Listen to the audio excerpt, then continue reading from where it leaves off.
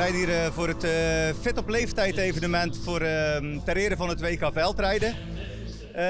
Waarbij we onze bewoners laten genieten van het WK. Mensen komen heel vaak bij ons bij de fysio, vinden het vaak leuk om te bewegen. En dat bieden we ze nou ook aan.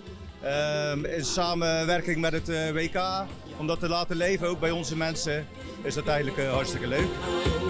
Zaterdagavond is het weer feest, de hele avond voor jou en mij. Honderden stemmen die zeggen je zacht, dat ik bij jou blijf, de hele dag. Allez, chance!